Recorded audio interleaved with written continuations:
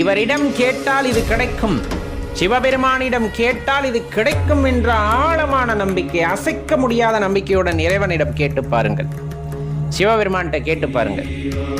கண்டிப்பா உங்களுக்கு அதற்கான பதிலானது கிடைக்கும்.